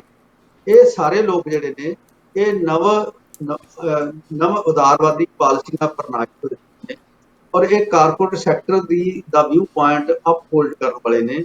ਉਹ ਅਜੇ ਵੀ ਤਿਲ ਮਿਲਾ ਰਹੇ ਨੇ।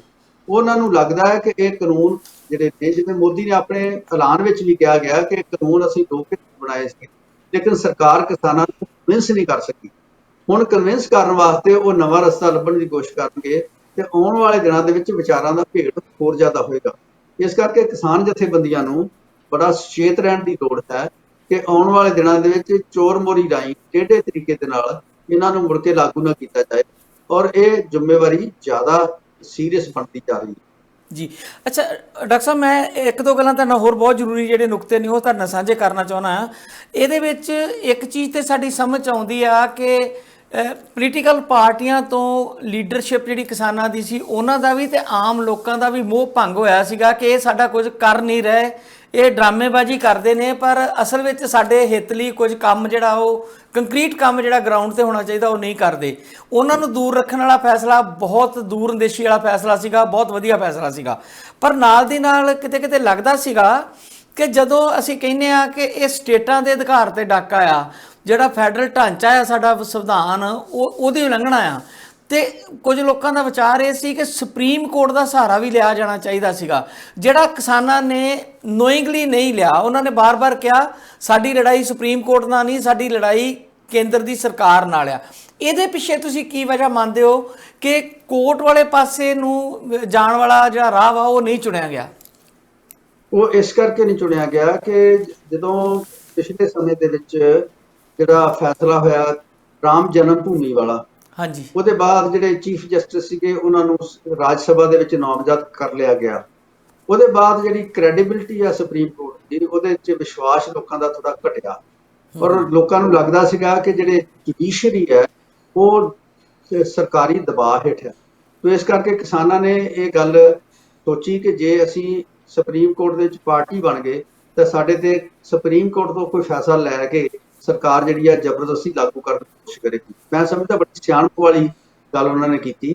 ਤੇ ਇਸ ਤੋਂ ਬਾਅਦ ਕੋਰਟਾਂ ਜਿਹੜੀਆਂ ਨੇ ਉਹ ਵੀ ਥੋੜੀਆਂ ਮਜ਼ਬੂਤੀ ਵੱਲ ਹੋਈਆਂ, ਉਹਨਾਂ ਦੀ ਵੀ ਥੋੜੀ ਬਹੁਤੀ ਇੰਡੀਪੈਂਡੈਂਸ ਹੋਈ। ਪਹਿਲਾਂ ਤੁਹਾਨੂੰ ਪਤਾ ਹੋਣਾ ਕਿ ਬਹੁਤ ਸਾਰੇ ਲੋਕਾਂ ਨੂੰ ਫੜ ਕੇ ਅੰਦਰ ਦੇ ਰਹੇ ਸੀ, ਜੁਡੀਸ਼ਰੀ ਜ਼ਮਾਨਤ ਨਹੀਂ ਸੀ ਕਰਦੀ, ਲੇਕਿਨ ਇਸ ਅੰਦੋਲਨ ਦੇ ਤਹਿਤ ਜਿਹੜੇ ਲੋਕ ਫੜੇ ਗਏ ਉਹਨਾਂ ਨੂੰ ਕੋਰਟਾਂ ਨੇ, ਦਿੱਲੀ ਕੋਰਟ ਨੇ ਜ਼ਮਾਨਤਾਂ ਦਿੱਤੀਆਂ ਨੇ, Punjab and Haryana high court ਨੇ ਵੀ ਜ਼ਮਾਨਤਾਂ ਦਿੱਤੀਆਂ ਨੇ ਕੁਝ ਨੌਜਵਾਨ ਜਿਹੜੇ ਫੜੇ ਸੀ ਇਸ ਦੇ ਤਹਿਤ। ਤੇ ਇਸ ਕਰਕੇ ਜਿਹੜਾ ਕਿਸਾਨਾਂ ਨੂੰ ਲੱਗਦਾ ਸੀਗਾ ਕਿ ਸਾਡਾ ਜਿਹੜਾ ਡੈਮੋਕ੍ਰੇਸੀ ਹੈ, ਇਸੇ ਕਰਕੇ ਕੁਝ ਲੋਕ ਕਹਿੰਦੇ ਨੇ ਕਿ ਕਿਸਾਨ ਮੂਵਮੈਂਟ ਜਿਹੜੀ ਆ ਇਹਦੇ ਨਾਲ ਜਿਹੜੀ ਰਿਪਬਲਿਕ ਦਾ ਰੀਇਨਵੈਂਸ਼ਨ ਹੋਈ ਹੈ, ਰਿਪਬਲਿਕ ਮੀਨ ਡੈਮੋਕ੍ਰੇਸੀ ਦੀ ਰੀਇਨਵੈਂਸ਼ਨ ਹੋਈ ਹੈ। ਕਿ ਜਿਹੜੇ ਤਿੰਨ ਐਲੀਮੈਂਟ ਨੇ ਇੰਪੋਰਟੈਂਟ, ਜੁਡੀਸ਼ਰੀ ਹੈ, ਐਗਜ਼ੈਕਟਿਵ ਹੈ ਤੇ ਵਿਧਾਨ ਘੜਦੀ ਹੈ ਜਿਹੜੀ ਪਾਰਲੀਮੈਂਟ ਹੈ, ਇਹ ਇੱਕ ਲਾਈਨ ਦੇ ਵਿੱਚ ਡਿਕਟੇਟੋਰੀਅਲ ਸਾਈਡ ਨੂੰ ਜਾ ਰਹੀਆਂ ਸੀਗੀਆਂ। ਤਾਂ ਇਹ ਰਿਪਬਲਿਕ ਦੀ ਇਨਵੈਂਸ਼ਨ ਹੋਈ ਹੈ ਇਸ ਮੂਵਮੈਂਟ ਦੇ ਨਾਲ, ਤੇ ਇਹ ਕਿਸਾਨਾਂ ਨੇ ਠੀਕ ਫੈਸਲਾ ਲਿਆ। ਔਰ ਦੂਸਰੀ ਗੱਲ ਮੈਂ ਤੁਹਾਨੂੰ ਹੋਰ ਕਹਿਣੀ ਚਾਹੁੰਦਾ ਹਾਂ ਕਿ 91 ਤੋਂ ਬਾਅਦ ਸਾਡੀਆਂ ਪੋਲੀਟੀਕਲ ਪਾਰਟੀਆਂ ਜਿਹੜੀਆਂ ਨੇ ਉਹਨਾਂ ਦੇ ਵਿੱਚ ਕੰਸੈਂਸਸ ਬਣ ਗਿਆ ਸੀਗਾ ਕਿ ਨਵ ਆਧਾਰਵਾਦੀ ਨੀਤੀਆਂ ਦੇ ਨਾਲ 91 ਤੋਂ ਬਾਅਦ ਦੇਸ਼ ਦੇ ਵਿੱਚ ਵਿਕਾਸ ਕੀਤਾ ਜਾਏਗਾ। ਤੇ ਹੁਣ ਇਸ ਮੂਵਮੈਂਟ ਦੇ ਤਹਿਤ ਮੈਂ ਸਮਝਦਾ ਕਿ ਜਿਹੜੀਆਂ ਵਿਰੋਧੀ ਪਾਰਟੀਆਂ ਨੇ, ਖਾਸ ਕਰਕੇ ਕਾਂਗਰਸ ਪਾਰਟੀ ਆ, ਉਹਨੂੰ ਅਹਿਸਾਸ ਹੋ ਰਿਹਾ ਕਿ ਇਹ ਮੁੱਦਾ ਠੀਕ ਨਹੀਂ ਸੀ, ਇਹ ਤਰੀਕਾ ਠੀਕ ਨਹੀਂ ਸੀਗਾ। ਇਸੇ ਤਰ੍ਹਾਂ ਬਹੁਤ ਸਾਰੀਆਂ ਰੀਜਨਲ ਪਾਰਟੀਆਂ ਨੇ, ਉਹਨਾਂ ਨੂੰ ਵੀ ਸਮਝ ਆ ਗਈ ਹੈ। Akali Dal is one of them, ਜਿਹਨਾਂ ਨੂੰ ਸਮਝ ਆ ਗਈ ਹੈ ਕਿ ਅਸੀਂ ਗਲਤ ਜਿਹੜੇ ਆ ਉੱਥੇ ਦੇ ਚੜੇ ਹੋਏ ਸੀਗੇ, ਉਹ ਸਾਰੇ ਫਿਰ ਉਹਨਾਂ ਦੇ ਵਿੱਚ ਵੀ ਸੋਝੀ ਪੈਦਾ ਹੋਈ ਹੈ ਇਸ ਮੂਵਮੈਂਟ ਦੇ। ਨਾਟ ਓਨਲੀ ਕਿ ਕਿਸਾਨ ਜਿਹੜੀਆਂ ਪੋਲੀਟੀਕਲ ਪਾਰਟੀਆਂ ਨੇ ਉਹਨਾਂ ਨੂੰ ਦੂਰ ਰੱਖ ਕੇ ਉਹਨਾਂ ਨੂੰ ਜ਼ੀਰੋ ਕੀਤਾ ਹੈ, ਉਹਨਾਂ ਦੀ ਸਮਝ 'ਚ ਵਾਧਾ ਵੀ ਕੀਤਾ ਹੈ। ਇਸ ਕਰਕੇ ਆਉਣ ਵਾਲੇ ਦਿਨਾਂ ਦੇ ਵਿੱਚ ਜਿਹੜੇ ਫਿਊਚਰ ਹੈ ਉਹਦੇ 'ਚ ਮੈਨੂੰ ਲੱਗਦਾ ਕਿ ਜਿਹੜੇ ਸੂਬਿਆਂ ਦੇ ਅਧਿਕਾਰਾਂ ਨੂੰ ਰਿਸਟੋਰ ਕਰਨ ਵਾਲੀ ਗੱਲ ਹੈ, ਉਹਦੇ 'ਚ ਬਹੁਤ ਸਾਰੀਆਂ ਰੀਜਨਲ ਪਾਰਟੀਆਂ ਜਿਹੜੀਆਂ ਸੋਚਣ ਲੱਗ ਗਈਆਂ ਦੁਬਾਰਾ। ਅਕਾਲੀ ਦਲ ਵੀ ਸੋਚਣ ਲੱਗ ਗਿਆ, ਮਮਤਾ ਬੈਨਰਜੀ ਵੀ ਸੋਚਣ ਲੱਗ ਗਈ ਆ, ਸਾਊਥ ਦੀਆਂ ਸਟੇਟਾਂ ਵੀ ਸੋਚਣ ਲੱਗ ਗਈਆਂ। ਔਰ ਕਾਫੀ ਸਟੇਟਾਂ ਨੇ ਮਤੇ ਪਾਸ ਕੀਤੇ ਨੇ, ਤਾਮਿਲਨਾਡੂ ਦੀ ਵਿਧਾਨ ਸਭਾ ਨੇ ਮਤਾ ਪਾਸ ਕੀਤਾ, ਪੰਜਾਬ ਵਿਧਾਨ ਸਭਾ ਨੇ ਮਤਾ ਪਾਸ ਕੀਤਾ, ਰਾਜਸਥਾਨ ਨੇ ਮਤਾ ਪਾਸ ਕੀਤਾ ਕਿ ਇਹ ਕਾਨੂੰਨ ਜਿਹੜੇ ਨੇ ਇਹ ਲਾਗੂ ਨਾ ਕੀਤੇ ਜਾਣ। ਸੋ ਇਸ ਕਰਕੇ ਮੈਂ ਸਮਝਦਾ ਕਿ ਇੱਕ ਰੀਜਨਲ ਏਜੰਡਾ ਜਿਹੜਾ ਹੈ, ਜਿਹਦੇ ਨਾਲ ਜਿਹੜਾ ਫੈਡਰਲਿਜ਼ਮ ਹੈ, ਜਿਹਦੇ ਨਾਲ ਡੈਮੋਕ੍ਰੇਸੀ ਮਜ਼ਬੂਤ ਹੁੰਦੀ ਹੈ, ਇਹ ਥੋੜਾ ਰੀਇਨਵੈਂਟ ਹੋਇਆ ਹੈਗਾ ਇਸ ਪੀਰੀਅਡ ਦੇ ਵਿੱਚ। ਤੇ ਕਿਸਾਨਾਂ ਨੇ ਆਪਣੇ ਆਪ ਨੂੰ ਡਿਫਰੈਂਟ ਪਾਰਟੀਆਂ ਤੋਂ ਅਲੱਗ ਰੱਖ ਕੇ ਉਹਨਾਂ ਨੂੰ ਆਪਣਾ ਪਲੇਟਫਾਰਮ ਨਹੀਂ ਵਰਤਣ ਦਿੱਤਾ, ਉਹਨਾਂ 'ਚ ਵੀ ਜਾਗਰੂਕਤਾ ਪੈਦਾ ਕੀਤੀ ਹੈ। ਔਰ ਮੈਂ ਸਮਝਦਾ ਕਿ ਇਹ ਜਿਹੜਾ ਦੇਸ਼ ਵਾਸਤੇ, ਡੈਮੋਕ੍ਰੇਸੀ ਵਾਸਤੇ ਚੰਗੀ ਸ਼ੁਰੂਆਤ ਹੋਈ ਹੈ। ਔਰ ਇਹ ਵਿਸ਼ਵਾਸ ਪੈਦਾ ਕੀਤਾ ਹੈ ਕਿ ਜੇ ਸਰਕਾਰ ਗਲਤ ਫੈਸਲੇ ਲੋਕਾਂ ਦੇ ਜ਼ਬਰਦਸਤੀ ਲਾਗੂ ਕੀਤੇ ਹੈ ਕਰਦੀ ਹੈ ਤਾਂ ਉਹਨਾਂ ਨੂੰ ਵਿਡਰਾ ਕੀਤਾ ਜਾ ਸਕਦਾ ਹੈ। ਅਰਲੀਅਰ ਇਹ ਲੱਗਦਾ ਸੀ ਕਿ ਵਿਡਰਾ ਨਹੀਂ ਹੋ ਸਕਦੇ, ਇਹਨਾਂ ਨੇ ਨਹੀਂ ਕਰਨਾ, ਬਹੁਤ ਤਗੜੇ ਨੇ। ਹੁਣ ਕਿਸਾਨਾਂ ਨੇ ਇਹ ਸਾਬਤ ਕਰਤਾ ਕਿ ਜੇ ਲੋਕ ਤੁਹਾਡੇ ਨਾਲ ਨੇ, ਆਰਗੂਮੈਂਟ ਤੁਹਾਡੇ ਨਾਲ ਹੈ, ਦਲੀਲ ਤੁਹਾਡੇ ਹੱਕ 'ਚ ਹੈ ਔਰ ਤੁਹਾਡੇ ਨਾਲ ਜਨਤਾ ਹੈ, ਤਾਂ ਫਿਰ ਸਰਕਾਰ ਜਿਹੜੀ ਆ ਉਹਨੂੰ ਗਲਤ ਫੈਸਲੇ ਵਾਪਸ ਲੈਣੇ ਪੈ ਸਕਦੇ ਹਨ। ਅੱਛਾ ਡਾਕਟਰ ਸਾਹਿਬ, ਹੁਣ ਇੱਕ ਗੱਲ ਮੈਂ ਤੁਹਾਨੂੰ ਇਹ ਕਰਨੀ ਚਾਹੁੰਦਾ ਕਿ ਹੁਣ ਇਸ ਤੋਂ ਬਾਅਦ ਖੇਤ ਮਜ਼ਦੂਰਾਂ ਦਾ ਇੱਕ ਸੰਘਰਸ਼ ਸ਼ੁਰੂ ਹੋਇਆ, ਜਿਹੜੇ ਬੇਜ਼ਮੀਨੇ ਖੇਤ 'ਚ ਕੰਮ ਕਰਕੇ ਮਜ਼ਦੂਰੀ ਕਰਕੇ ਆਪਣਾ ਗੁਜ਼ਾਰਾ ਕਰਦੇ ਨੇ। ਤੇ ਕਿਤੇ ਕਿਤੇ ਇਹਨਾਂ ਦਾ ਕਿਸਾਨ ਜਥੇਬੰਦੀਆਂ ਦਾ ਜਾਂ ਕਿਸਾਨਾਂ ਦਾ ਤੇ ਮਜ਼ਦੂਰ ਦਾ ਆਪਸੀ ਵਿਰੋਧ ਵੀ ਹੁੰਦਾ ਹੈ, ਪਰ ਨਾਅਰਾ ਬੜੀ ਉੱਚੀ ਸੁਰ 'ਚ ਲੱਗਦਾ ਰਿਹਾ, ਕਿਸਾਨ ਮਜ਼ਦੂਰ ਏਕਤਾ ਜਿੰਦਾਬਾਦ ਦਾ। ਤੇ ਹੁਣ ਜਦੋਂ ਮਜ਼ਦੂਰ ਜਥੇਬੰਦੀਆਂ ਸੰਘਰਸ਼ ਕਰ ਰਹੀਆਂ ਨੇ, ਤੇ ਤੁਸੀਂ ਕੀ ਸਮਝਦੇ ਹੋ ਕਿ ਕਿਸਾਨ ਜਥੇਬੰਦੀਆਂ ਦਾ ਕੀ ਰੋਲ ਹੋਣਾ ਚਾਹੀਦਾ ਹੈ? ਮੈਂ ਸਮਝਦਾ ਕਿ ਜਿਵੇਂ ਇਹਨਾਂ ਨੇ ਨਾਅਰਾ ਬੁਲੰਦ ਕੀਤਾ ਸੀਗਾ, ਮਜ਼ਦੂਰ ਕਿਸਾਨ ਏਕਤਾ ਜਿੰਦਾਬਾਦ ਜਾਂ ਕਿਸਾਨ ਮਜ਼ਦੂਰ ਏਕਤਾ ਜਿੰਦਾਬਾਦ, ਉਹਦੇ ਉੱਤੇ ਪਹਿਰਾ ਦੇਣਾ ਚਾਹੀਦਾ ਹੈ ਕਿ ਪੰਜਾਬ ਦੇ ਵਿੱਚ ਖਾਸ ਕਰਕੇ ਜਿਹੜੀ ਪੰਚਾਇਤਾਂ ਦੇ ਕੋਲ ਕੋਈ 28,000 ਹੈਕਟੇਅਰ ਤੋਂ ਵੱਧ ਜ਼ਮੀਨ ਹੈ ਪੰਚਾਇਤਾਂ ਦੇ ਕੋਲ। ਉਹ ਜ਼ਮੀਨ ਦਾ ਜਿਹੜਾ ਇਸੇ ਤਰ੍ਹਾਂ ਹਰਿਆਣੇ ਵਿੱਚ ਕੁਝ ਜ਼ਮੀਨ ਪੰਚਾਇਤਾਂ ਦੇ ਪਾਸ ਹੈ, ਤੇ ਜਿਹੜਾ ਕਾਨੂੰਨ ਹੈ ਪੰਚਾਇਤੀ ਰਾਜ ਐਕਟ ਪੰਜਾਬ ਦਾ, ਜਿਹੜਾ ਹਰਿਆਣੇ ਦੇ ਵੀ ਲਾਗੂ ਹੁੰਦਾ ਹੈ, ਉਹਦੇ ਮੁਤਾਬਕ 1/3 ਜਿਹੜੀ ਜ਼ਮੀਨ ਹੈ ਉਹ ਖੇਤ ਮਜ਼ਦੂਰਾਂ ਨੂੰ, ਜਿਹੜੇ ਹਰੀਜਨ ਨੇ, ਉਹਨਾਂ ਨੂੰ ਕੰਸੈਸ਼ਨਲ ਰੇਟ ਤੇ ਦੇਣੀ ਚਾਹੀਦੀ ਹੈ, ਉਹਨਾਂ ਦਾ ਅਧਿਕਾਰ ਹੈ। ਤੇ ਜਿੱਥੇ ਕਿਤੇ ਇਹ ਮੂਵਮੈਂਟ ਚੱਲਦੀ ਹੈ ਉਹਦੀ ਸਪੋਰਟ ਕਰਨੀ ਚਾਹੀਦੀ ਹੈ। ਪਰ ਇਸ ਤੋਂ ਵੀ ਅੱਗੇ ਜਿਹੜਾ ਕਿਸਾਨ ਜਥੇਬੰਦੀਆਂ ਨੂੰ ਆਉਣ ਵਾਲੇ ਸਮੇਂ 'ਚ ਇਹ ਸੋਚਣਾ ਪਏਗਾ ਕਿ ਜਿਹੜੀ ਖੇਤੀ ਦਾ ਵਿਕਾਸ ਹੈ ਉਹਨੂੰ ਉਹਦੇ ਵਿੱਚ ਸਾਰਿਆਂ ਨੂੰ ਸ਼ਾਮਲ ਕਿਵੇਂ ਕੀਤਾ ਜਾਵੇ, ਜਿਸ 'ਚ ਖੇਤ ਮਜ਼ਦੂਰ ਵੀ ਨੇ, ਔਰਤਾਂ ਵੀ ਨੇ, ਪਿੰਡਾਂ ਦੇ ਵਿੱਚ ਰਹਿਣ ਵਾਲੇ ਕਾਰੀਗਰ ਵੀ ਨੇ, ਕਿਉਂਕਿ ਉਹਨਾਂ ਦੇ ਕਿਤੇ ਵੀ ਬੜੇ ਪਿੱਛੇ ਚਲੇ ਗਏ ਨੇ। ਤੇ ਇਹਨਾਂ ਨੂੰ ਆਲ ਇਨਕਲੂਸਿਵ ਕਿਵੇਂ ਬਣਾਇਆ ਜਾਏ, ਇਹ 'ਚ ਵੱਡੀ ਬਹਿਸ ਸ਼ੁਰੂ ਕਰਨੀ ਚਾਹੀਦੀ ਹੈ ਔਰ ਉਹਨਾਂ ਦੀ ਹਮਾਇਤ ਕਰਨੀ ਚਾਹੀਦੀ ਹੈ। ਜੇ ਜਿਹੜਾ ਇਹਨਾਂ ਨੇ ਬਿਰਤਾਂਤ ਉਸਾਰਿਆ ਹੈਗਾ ਕਿ ਅਸੀਂ ਅਲਟਰਨੇਟਿਵ ਮਾਡਲ ਜਿਹੜਾ ਡਿਵੈਲਪਮੈਂਟ ਦਾ ਦੇਣਾ ਚਾਹੁੰਦੇ ਹਾਂ, ਜਿਹੜਾ ਸਿਰਫ ਵਿਕਾਸ ਕਾਰਪੋਰੇਟ ਸੈਕਟਰ ਦੇ ਆਧਾਰ ਤੇ ਹੈ, ਉਹਦੇ ਮੁਕਾਬਲੇ 'ਚ ਨਵਾਂ ਦੇਣਾ ਚਾਹੁੰਦੇ ਹਾਂ, ਉਸ ਬਿਰਤਾਂਤ ਦੇ ਤਹਿਤ ਜਿਹੜੇ ਖੇਤ ਮਜ਼ਦੂਰ ਨੇ, ਦੂਜੇ ਲੋਕ ਨੇ, ਉਹਨਾਂ ਦੇ ਸੰਘਰਸ਼ ਨੇ, ਉਹਨਾਂ ਨੂੰ ਕਿਸਾਨ ਜਥੇਬੰਦੀਆਂ ਨੂੰ ਸਪੋਰਟ ਕਰਨੀ ਚਾਹੀਦੀ ਹੈ। ਔਰ ਮੈਂ ਸਮਝਦਾ ਕਿ ਕਾਫੀ ਵੱਡਾ ਸੈਕਸ਼ਨ ਜਿਹੜਾ ਕਿਸਾਨਾਂ ਦਾ ਸਪੋਰਟ ਵੀ ਕਰ ਰਿਹਾ ਇਸ ਮੌਕੇ। ਸਿਰਫ ਇੱਕਾ ਦੁੱਕਾ ਜਥੇਬੰਦੀਆਂ ਨੇ ਜਿਨ੍ਹਾਂ ਦਾ ਵਿਚਾਰ ਕੀਤਾ ਹੈ। ਬਹੁਤ ਸਾਰੀਆਂ ਕਿਸਾਨ ਜਥੇਬੰਦੀਆਂ ਜਿਹੜੀਆਂ ਨੇ ਉਹ ਮਜ਼ਦੂਰਾਂ ਦੇ ਹੱਕ 'ਚ ਖੜਦੀਆਂ ਨੇ ਔਰ ਖੜ ਰਹੀਆਂ ਨੇ।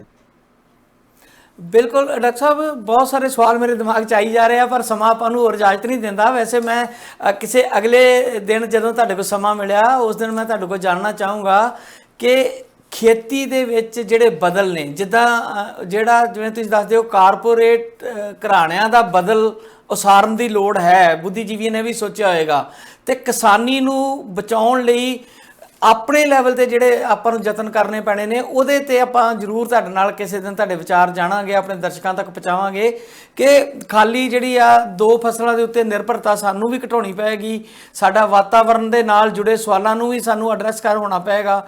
ਇਸ ਤਰ੍ਹਾਂ ਦੇ ਅਨੇਕਾਂ ਸਵਾਲ ਨੇ ਜਿਹੜੇ ਅਜੇ ਸਾਡੇ ਸਾਹਮਣੇ ਮੂੰਹ ਅੱਡੀ ਖੜੇ ਨੇ, ਜਿਨ੍ਹਾਂ ਲਈ ਇੱਕ ਹੋਰ ਲੜਾਈ, ਇੱਕ ਨਹੀਂ ਕਈ ਲੜਾਈਆਂ ਲੜਨੀਆਂ ਪੈਣੀਆਂ ਵੱਖ-ਵੱਖ ਪੱਧਰ ਤੇ। ਉਹਦੇ ਬਾਰੇ ਮੈਂ ਤੁਹਾਡੇ ਕੋਲ ਜ਼ਰੂਰ ਕਿਸੇ ਦਿਨ ਫੇਰ ਜਾਣਨਾ ਚਾਹੂੰਗਾ। ਫਿਲਹਾਲ ਅੱਜ ਦੇ ਪ੍ਰੋਗਰਾਮ ਲਈ ਤੁਹਾਡਾ ਬਹੁਤ ਸ਼ੁਕਰੀਆ। ਕੋਈ ਐਸਾ ਕਮੈਂਟ ਜਿਹੜਾ ਮੈਂ ਨਾ ਤੁਹਾਨੂੰ ਗੱਲ ਪੁੱਛੀ ਹੋਵੇ ਤੇ ਅੱਜ ਦੇ ਦਿਨ ਨਾਲ ਜੁੜਦੀ ਹੋਵੇ, ਤੁਸੀਂ ਕਹਿਣਾ ਚਾਹੋ, 2-4 ਮਿੰਟ 'ਚ ਆਪਾਂ ਕਰ ਸਕਦੇ ਜੀ। ਮੈਂ ਇੱਕ ਗੱਲ ਕਹਿਣੀ ਚਾਹੁੰਦਾ ਅੱਜ ਦੀ ਚਰਚਾ ਤੋਂ ਬਾਅਦ ਕਿ ਇਹ ਸੰਘਰਸ਼ ਜਿਹੜਾ ਇਹ ਪਹਿਲੀ ਜਿੱਤ ਹੈ ਜਿਹੜਾ ਐਲਾਨ ਹੋਇਆ 3 ਘਟਨਾ ਦਾ। ਵੱਡਾ ਜਿਹੜੇ ਸੰਘਰਸ਼ ਅਜੇ ਹੋਣ ਵਾਲਾ ਹੈ ਉਹ ਵਿਚਾਰਧਾਰਕ ਜਿਹੜਾ ਸੰਘਰਸ਼ ਹੋਣਾ ਹੈ ਉਹ ਆਉਣ ਵਾਲੇ ਦਿਨਾਂ ਦੇ ਵਿੱਚ, ਕਿਉਂਕਿ ਸਰਕਾਰ ਜਿਹੜੀ ਹੈ ਉਹ ਕਿਸੇ ਨਾ ਕਿਸੇ ਫਾਰਮ ਦੇ ਵਿੱਚ ਇਹਨਾਂ ਕਾਨੂੰਨਾਂ ਦੀ ਜਿਹੜੀ ਸੋਚ ਹੈ ਉਹ ਦੁਬਾਰਾ ਲੈ ਕੇ ਆਏਗੀ, ਤੇ ਕਿਸਾਨ ਜਥੇਬੰਦੀਆਂ ਨੂੰ ਤਿਆਰ ਹੋਣਾ ਪਏਗਾ ਕਿ ਉਹਦੇ ਬਦਲ ਦੇ ਵਿੱਚ ਉਹ ਕਿਹੋ ਜਿਹਾ ਮਾਡਲ ਦੇਣਾ ਚਾਹੁੰਦੇ ਆ। ਇੱਕ ਤਾਂ ਮਾਡਲ ਦਾ ਹਿੱਸਾ ਇਹ ਹੋ ਸਕਦਾ ਹੈ ਕਿ ਹਰ ਸਟੇਟ ਜਿਹੜੀ ਆ ਆਪਣੀ ਐਗਰੀਕਲਚਰ ਪਾਲਿਸੀ ਬਣਾਏ, ਉਹਦੇ ਹਿਸਾਬ ਨਾਲ ਕਿਹੜੀ ਫਸਲ ਬੀਜਣੀ ਹੈ, ਕਿੰਨੀ ਬੀਜਣੀ ਹੈ, ਕਿਵੇਂ ਬੀਜਣੀ ਆ, ਸਟੇਟਾਂ ਦੀ ਇਨਵੋਲਵਮੈਂਟ ਹੋਏਗੀ ਤੇ ਵਿੱਚ ਕਿਸਾਨੀ ਦਾ ਰੋਲ ਹੋਏਗਾ। ਇਸ ਕਰਕੇ ਸਟੇਟ ਪੱਧਰ ਤੇ ਕਈ ਕਾਨੂੰਨ ਬਦਲਣ ਵਾਲੇ ਨੇ, ਜਿਵੇਂ ਕੋਆਪਰੇਟਿਵ ਸੁਸਾਇਟੀਜ਼ ਐਕਟ ਆ ਪੰਜਾਬ ਦਾ 1962 ਦਾ, ਇਹ ਬਦਲਣ ਵਾਲਾ ਹੈ। ਉਹ ਕਾਫੀ ਕੁਝ ਕਰਨ ਵਾਲਾ ਹੈ, ਵਿਚਾਰਨ ਵਾਲਾ ਹੈ। ਔਰ ਮੈਂ ਸਮਝਦਾ ਕਿ ਇਹ ਬਹਿਸ ਜਿਹੜੀ ਹੈ ਇਹ ਬੰਦ ਨਹੀਂ ਹੋਣ ਲੱਗੀ, ਬਹਿਸ ਤੁਰੇਗੀ। ਆਉਣ ਵਾਲੇ ਦਿਨਾਂ ਦੇ ਵਿੱਚ ਹੋਰ ਜਿਹੜੀਆਂ ਨਵੇਂ ਅਲਟਰਨੇਟਿਵ ਜਿਹੜੇ ਉਹਨਾਂ ਦੀ ਗੱਲਬਾਤ ਹੋਏਗੀ, ਔਰ ਜ਼ਰੂਰ ਅਗਲੇ ਕਿਸੇ ਸੈਸ਼ਨ ਦੇ ਵਿੱਚ ਆਪਾਂ ਇਹਨਾਂ ਬਾਰੇ ਗੱਲਬਾਤ ਕਰਾਂਗੇ। ਉਹਦੇ ਨਾਲ ਇਹਨੂੰ ਡਿਵੈਲਪਮੈਂਟ ਨੂੰ, ਆਰਥਿਕ ਵਿਕਾਸ ਨੂੰ ਦੇ ਵਿੱਚ ਸਾਰਿਆਂ ਦੀ ਸ਼ਮੂਲੀਅਤ ਕਿਵੇਂ ਕਰਨੀ ਹੈ, ਪੇਂਡੂ ਭਾਈਚਾਰੇ ਦੀ ਕਿਵੇਂ ਸ਼ਮੂਲੀਅਤ ਕਰਨੀ ਆ, ਇਹ ਜ਼ਰੂਰ ਵਿਚਾਰਨ ਵਾਲੀ ਗੱਲ ਹੈ, ਜ਼ਰੂਰ ਵਿਚਾਰਾਂਗੇ ਆਉਣ ਵਾਲੇ ਦਿਨਾਂ ਦੇ ਵਿੱਚ। ਬਹੁਤ ਬਹੁਤ ਸ਼ੁਕਰੀਆ ਡਾਕਟਰ ਸਾਹਿਬ, ਬਹੁਤ ਸੋਹਣੀਆਂ ਗੱਲਾਂ ਤੁਸੀਂ ਸਾਨੂੰ ਦੱਸੀਆਂ। ਬਹੁਤ ਮੇਰੇ ਦਰਸ਼ਕ ਜਿਹੜੇ ਆ ਉਹਨਾਂ ਨੂੰ ਵੀ ਜ਼ਰੂਰ ਇਹ ਤੋਂ ਬਹੁਤ ਕੁਝ ਸਿੱਖਣ ਨੂੰ ਮਿਲੇਗਾ। ਸਾਨੂੰ ਹਮੇਸ਼ਾ ਹੀ ਤੁਹਾਡੇ ਕੋਲੋਂ ਉਮੀਦ ਰਹਿੰਦੀ ਆ ਕਿ ਤੁਸੀਂ ਸਾਨੂੰ ਉਹ ਜਿਹੜੀਆਂ ਚੀਜ਼ਾਂ ਜਿਹੜੀਆਂ ਤੱਕ ਸਾਡੀ ਪਹੁੰਚ ਨਹੀਂ ਹੁੰਦੀ ਇੱਕ ਸਧਾਰਨ ਵਿਅਕਤੀ ਦੀ, ਉੱਥੋਂ ਤੱਕ ਸਾਨੂੰ ਡੈਪਥ ਜਾ ਕੇ ਸਰਲ ਭਾਸ਼ਾ 'ਚ ਸਮਝਾ ਦਿੰਦੇ ਹੋ। ਬਹੁਤ ਬਹੁਤ ਤੁਹਾਡਾ ਸ਼ੁਕਰੀਆ ਜੀ, ਧੰਨਵਾਦ ਤੁਹਾਡਾ। ਤੇ ਫਿਰ ਆਪਾਂ ਮਿਲਦੇ ਹਾਂ doctor Sahib. Okay, thank you thank you sir, thank you sir.